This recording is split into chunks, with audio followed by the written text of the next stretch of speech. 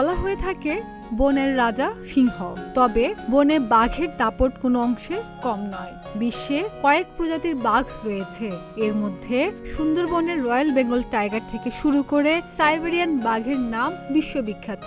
তবে বর্তমানে বিভিন্ন প্রজাতির বাঘের অস্তিত্ব সংকটে, হুমকির মুখে পড়েছে বিশ্বের ঐতিহ্যবাহী রয়্যাল বেঙ্গল টাইগারও। একদিকে জলবায়ুর পরিবর্তনে লবণাক্ততা বাড়ার ফলে বনের মধ্যে যেমন কমে গেছে মিষ্টি পানির উৎস, তেমনি গত 10 বছরে বেড়েছে সামুদ্রিক ঝড় ও সাইক্লোনের সংখ্যা। আবার মানুষের হাতে শিকার হওয়া ছাড়াও প্রতিনিয়ত সুন্দরবনের বাঘ বিভিন্ন প্রাকৃতিক ঝড় জলোচ্ছ্বাসে ভেসে যায় সমুদ্রের বুকে।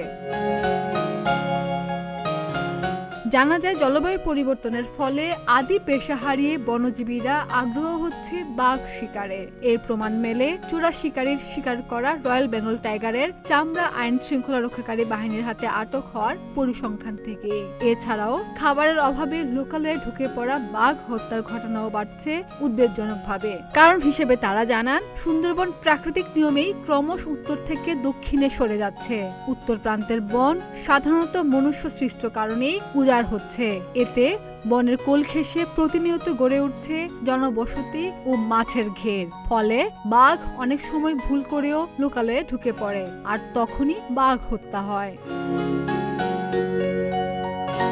বাঘ বাঁচাতে বাংলাদেশ সহ বিশ্বের বাঘ সমৃদ্ধ দেশগুলোর সরকার চেষ্টা চালিয়ে যাচ্ছে। সুন্দরবনে 2018 সালে 114টি বাঘ পাওয়া গিয়েছিল। সর্বশেষ 2023-24 সালের জরিপে পাওয়া গেছে 125টি, অর্থাৎ গত 6 বছরে প্রায় 10% বাঘ বেড়েছে সুন্দরবনে। বর্তমানে প্রতি 100 বর্গ কিলোমিটারে বাঘের ঘনত্ব 2.64টি। ডেস্ক রিপোর্ট, প্রতিদিনের বাংলাদেশ।